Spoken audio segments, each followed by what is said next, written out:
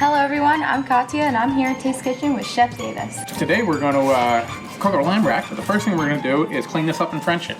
So we have a beautiful Border Springs lamb rack. These are around about 2.5 pounds per rack. I'm going to take it out of its jacket here.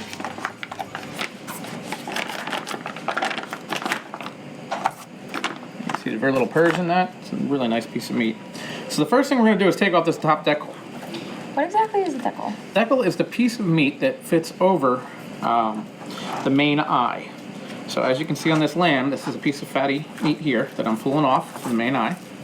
I'm going to pull it down to where the bones are, and then I'm going to cut down to the bones, and we're going to strip this off. This is often used for stock or staff meal, are the most common purposes for using the decal. It can also be used though for dumplings or anything that you want to add a little lamb flavor to. If you wanted to take this meat out of the center here, this is a tender cut of meat as long as it's cooked fairly rare and not overcooked. And that can be definitely utilized for whatever you need done. Anything you want to add a little ground lamb to. Shepherd's pie would be good. So the next thing I want to do is go along these bones and cut on the back of each of these bones. So this is what's considered Frenching it? Yes, this is Frenching the bones.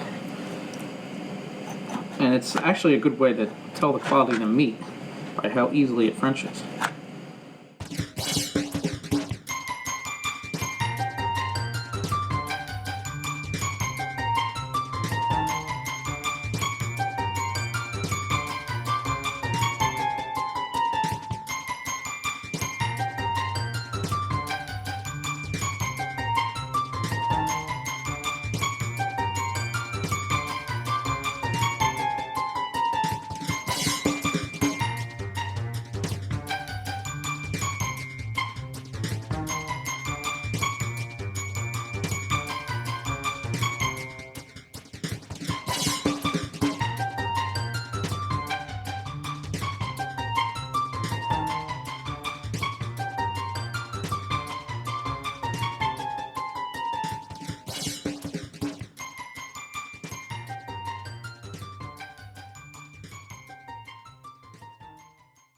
Which now you can also see why you pay so much for French rack of lamb, because there is a little work involved.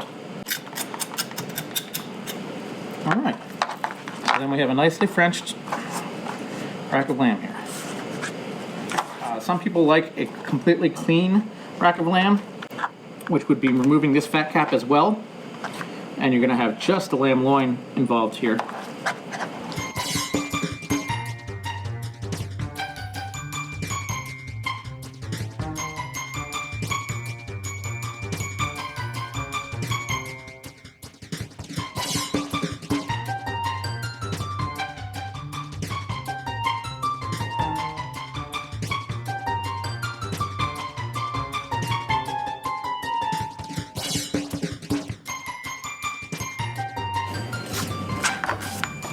Alright, so now we have a completely clean rack of lamb. Now that we have the rack all clean, what's next, Chef? We're going to get this seared off nicely, and then we're going to put our herb topping and breadcrumb on it. But what I'm going to need you for first is to help me clean up some of these herbs. So I already have a little bit of salt in here. I'm going to hit it with some pepper. Just salt and pepper is all we need on this, especially since we're going to add some herbs to it afterwards.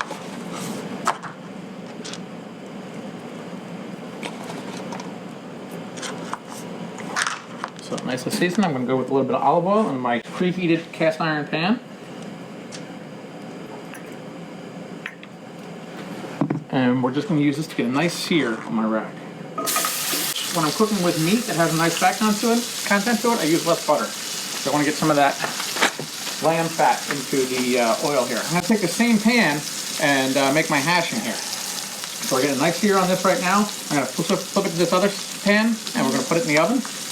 And then I'm going to go and take the potatoes that I have cooked earlier here, just so they're tender, and we're going to quarter those up and throw them into the cast iron pan and finish our hash with that. Awesome.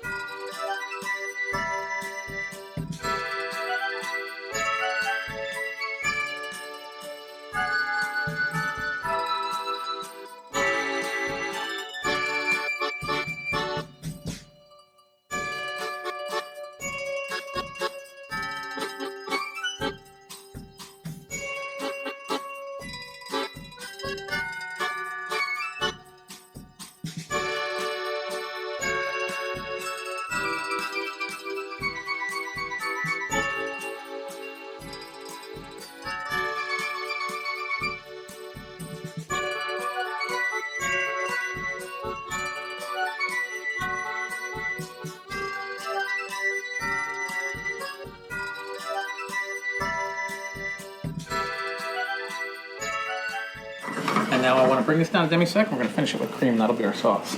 All right, now that we have our chicken stock almost completely reduced here, this is what we call demi-sec. We're going to add in some heavy cream and make a sauce out of this. Don't need a whole lot.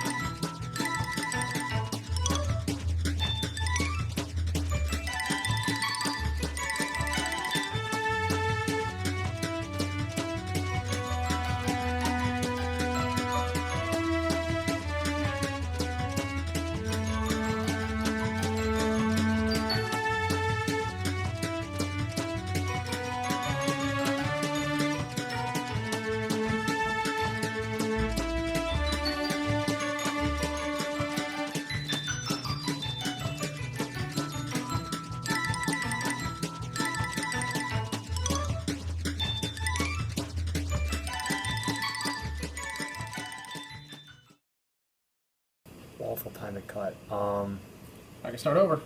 I think we should. Now that I got it cleaned up, just tell us that you already put a little salt on it. That way we know where we are, okay? Okay. And then just ask Kat to help you clean the herbs. Kat, if you want to clear off any of the stuff you clean and just kind of push it under there, that we don't waste it, but It's right there. yeah. Can't even tell. Perfect, beautiful. So we're going to do this one more time.